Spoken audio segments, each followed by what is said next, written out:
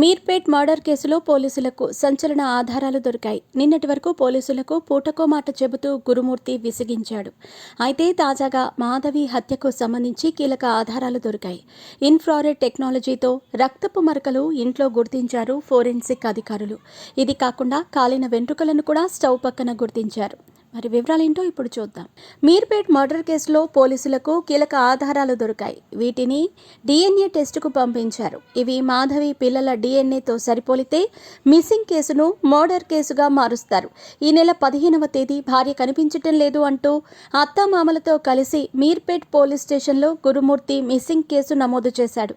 అయితే పోలీసులు దర్యాప్తు మొదలుపెట్టిన తర్వాత గురుమూర్తిపై అనుమానం కలిగింది. దీంతో తమదైన స్టైల్లో పోలీసులు గురుమూర్తిని విచారించగా భార్యను హత్య చేసినట్టు ఒప్పుకున్నాడు. గురుమూర్తి తన భార్య మాధవి హత్య చేసిన విధానం దేశవ్యాప్తంగా ఇప్పుడు సంచలనం రేపుతోంది. ముఖ్యంగా మాధవిని గురుమూర్తి ఎప్పటి నుంచో చంపాలని చూస్తున్నాడు.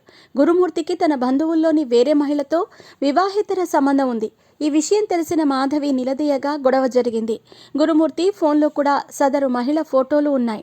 అయితే అప్పటికే సంక్రాంతి పండుగ సమయంలో పిల్లలను చెల్లి వద్ద వదిలి వచ్చిన గురుమూర్తి వివాహేతర సంబంధం గురించి మాధవి నిలదీయగా గొడవ జరిగింది. దీంతో ఆమెను గోడకేసి కొట్టగా చనిపోయింది. మాధవిని ముక్కలు ముక్కలుగా కట్ చేసి బాత్రూంలోని హీటర్లో వేసి కాల్చాడు గురుమూర్తి. ఆ తర్వాత బొక్కలను ముక్కలు వేరు చేసి రోకలితో ముక్కలను దంచి ముద్దగా చేశాడు. ఇక బొక్కలను కూడా కాల్చేశాడు. వీటికి ఒక సంచిలో వేసుకుని చెరువులో పారేశాడు.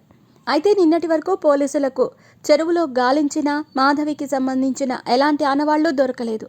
ఇక గురుమూర్తి కూడా చంపింది నేనే కానీ ఆధారాలు లేవు కదా, కోర్టులో తేల్చుకుందామని పోలీసులతో అన్నాడు. గురుమూర్తి గతంలో ఆర్మీలో పనిచేశాడు. ప్రస్తుతం డిఆర్టీఓలో సెక్యూరిటీగా పనిచేస్తున్నాడు.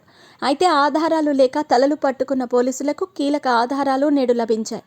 ఇన్ఫ్రారెడ్ టెక్నాలజీతో ఇంట్లో రక్తపు మరకలను గుర్తించారు. ఇది కాకుండా స్టవ్ వద్ద మాధవి వెంట్రుకలు కాలిన స్థితిలో కనిపించాయి. వీటిని కలెక్ట్ చేసుకుని డిఎన్ఏకి పంపించారు. ఇక పిల్లలతో డిఎన్ఏతో ఇవి మ్యాచ్ కాగానే ఆ మిస్సింగ్ కేసు కాస్త మర్డర్ కేసుగా మారుస్తారు.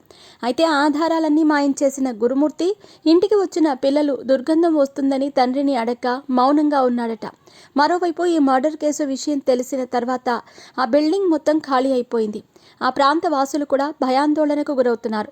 మహిళా సంఘాలు కూడా గురుమూర్తిని విడిచిపెట్టే సమస్యే లేదు. మాధవిని అత్యంత కిరాతకంగా మర్డర్ చేయాల్సిన అవసరం ఏముంది? విడాకులు ఇస్తే సరిపోతుంది. ఇద్దరు పిల్లలకు తల్లి లేని లోటు ఎవరు తీరుస్తారు? అంత కిరాతకంగా మర్డర్ ఎలా చేశాడు అని మండిపడుతున్నారు. గురుమూర్తిని ఖచ్చితంగా ఉరిశిక్ష విధించాల్సిందే అని డిమాండ్ చేస్తున్నారు. డిఎన్ఏలో ఆ వెంట్రుకలు మాధవివి అని తేలిస్తే మాత్రం ఖచ్చితంగా మిస్సింగ్ కేసు కాస్త మర్డర్ కేసుగా మార్చడానికి రెడీ అవుతున్నారు పోలీసులు.